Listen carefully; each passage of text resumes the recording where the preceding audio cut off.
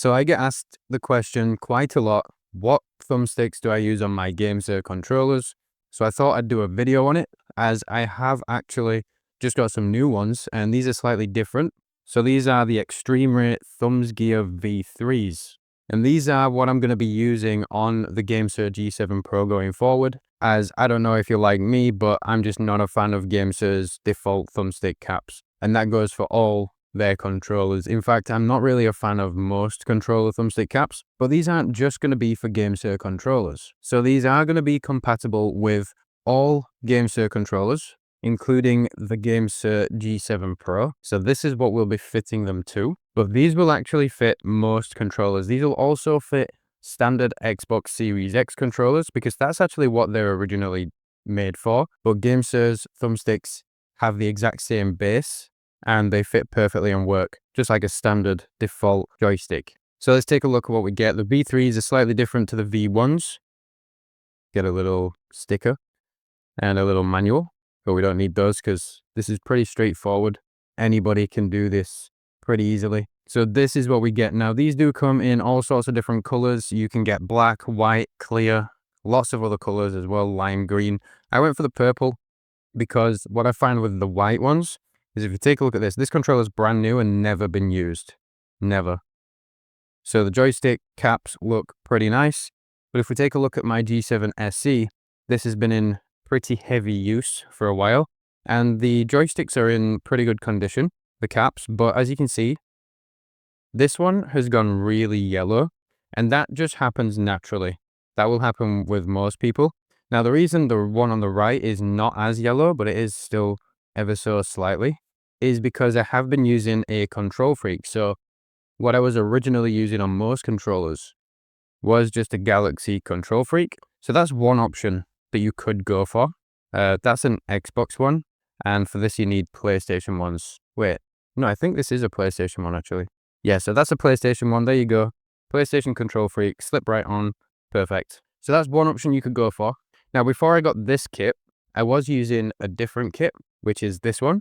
So this is the Cyclone 2, and what we've got on here is we've got interchangeable tops, and these are concave. You can get these in either concave or PlayStation style. As you can see, these ones are pretty worn. I use these for quite a while, and this gives you different heights. So we've got a standard on the left, then we've got a taller one on the right, and then there's an in-between as well. So there's one that's kind of halfway between these two, and you can literally just pop those off and pop them on as you please. Now you'll notice a little bit of white stuff there. That's actually a little bit of double-sided tape, and I've got that on there because it actually broke. So I'm going to try and focus on this for you. But as you can see, if I pull the tape off, it's cracked. So these are really cheap. You can get them from AliExpress, you can get them from eBay, and these are really good. They've held up really, really well, but they are very, very cheap. So you can get these for usually less than $5, and they're fine, but one thing is they are super brittle. So again, they crack very easily.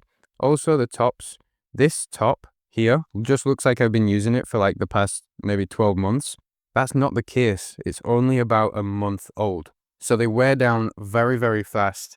It doesn't really matter because for less than $5, you do get 2 of each cap. So once they start wearing down, obviously you can just swap it out for another one, and you can even buy an extra kit if you start going through them pretty quickly, and that's fine. It's not usually a huge deal. But if you do want something a little bit longer lasting, then Extreme Rate do the Thumbsgear V1s.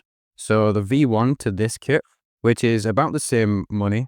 This kit basically just replaces the V1s, and they're very similar. So you'll get concave, but they're a slightly different design. You'll get like some grip dimples in the middle there, and it does come with a couple of domed caps as well, just the same as this. But we're going to take a look at the V3 because this is a huge upgrade. I do like this one more, and I definitely recommend this one over the V1. So what we have here is we have 2 bases, obviously for 2 joysticks. So we'll just pull those out. You do have a screwdriver kit as well as a pry tool. Pry tool we are going to need. It does help. It does come in handy.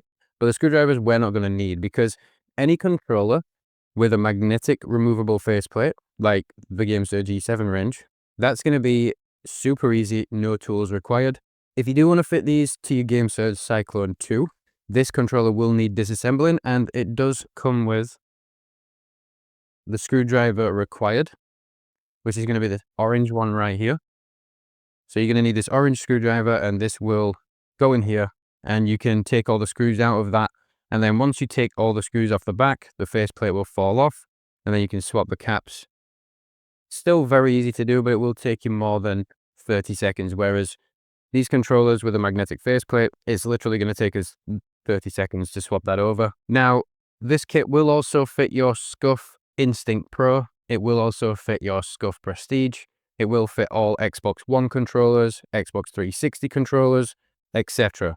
Now, a couple of controllers that this exact kit will not fit. That's going to be the DualShock 4, the DualSense, and the Scuf Envision Pro. So these thumbsticks are not for these controllers. They're also obviously not for the Scuf Reflex range as well, the PS5 range.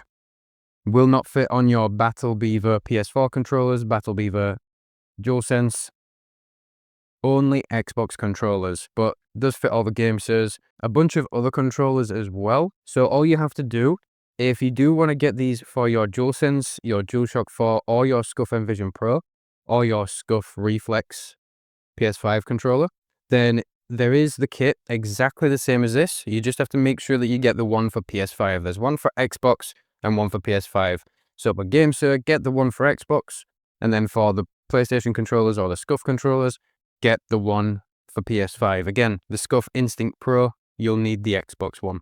But yeah, we're going to get these fitted. So it's super simple. You get the bases here, and then in this little bag, we do have some clips. So you'll need to install these first. They are very, very small, so they're going to be very easy to lose. So make sure that you do not lose them. You do get 4. So if you do lose 1 or 2, you're still fine, because you do only need 2 of them.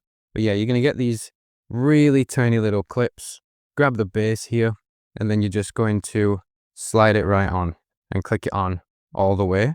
Let me try and focus on this one for you. Yeah, it just does not want to focus. But yeah, as you can see, that clip goes all the way around the edge, and it has a flat spot there as well. And I'm sorry that this is making your eyes go funny at the moment, but yeah, just to give you a better look, you're just gonna slide it right on in there, and it will just fall on itself like that. Then that's it, you're done. So what you can do now is you can grab your Gamesir controller or your Xbox controller. The reason the pry tool helps is because on the G7 Pro, it does have removable caps. So they're going to come off first when you pull. So if I pull on this, actually I was lucky with that one. The base actually came off with it, but most of the time the top comes off and then leaves the base on there. So what you want to do is grab your thumb and just hold it dead in the center so that this is always pointing upwards, and then grab the pry tool, push your thumb forward as you're prying up. So roll it back, get it under there, push your thumb forward and pry up at the same time. If it's a brand new controller and you've never taken these off, then it's going to be a little bit stiff at first, and it probably will fly across the room just like mine did. But yeah, that's it. The G7 SE is way, way easier when you pull the faceplate off. These don't have removable caps, so these just pull right off, super easy. But the G7 Pro is a little bit trickier. That pry tool is definitely going to help you out. Yeah, we're just going to stick with the Control Freak on the G7 SE because that's a good option, a simple option, but these really do make a difference. So all we're going to do is slot the bases on, and you want to slot the bases on first, and then you want to go ahead and put your faceplate back on. So you don't want to actually select your caps and put those on before the faceplate. I'm going to stick these clips back in this bag because I know for a fact I will lose those pretty easily. All right, now we just pick what we want. So we've got a default height dome stick. Take a look at that. It's fairly smooth with a little bit of grip around the edge. We've also got some taller dome sticks as well. So they're slightly taller, or quite taller actually. Probably about the same height as Elite Series 2 joysticks. So there's 2 height options. Now there's only 2 height options. So these are default, and then you've got tall ones as well. Now, this is great if you do like the Elite Series 2 joystick caps. But I've got to say as well, with this one, the nice thing about these, is the fact that you do get 3 different heights. So what I'm going to go for is I usually go for a standard on the left. So standard height, not a taller one, just a default height. And what I'm going to pick out of this one is the domed. I do like domed on the left for movement. And you're just going to push that on, and that's it. It's secured. Just make sure you do have those clips on, because if you try to put the joystick cap on without the clips, then what's going to happen is it's going to wiggle around slightly, and it's not going to actually move the joystick. So the clips are absolutely necessary. So don't use these without it. Make sure those are installed. And then what I do is I go for a tall concave on the right hand side. So again, just line this one up and push it on. Nice and easy. That's it, nice and secure. Now with this kit, what you also do get is you get 2 different diameters for the concave. So this is a standard concave, so it's about the same size as a standard Xbox one, right? But in this V3 kit, and I really do like this, I didn't think I was going to like it. Once I managed to get this to focus, you actually get 2 diameters. So this one is slightly larger, only slightly, but it's noticeable. So you can see there's quite a noticeable difference there.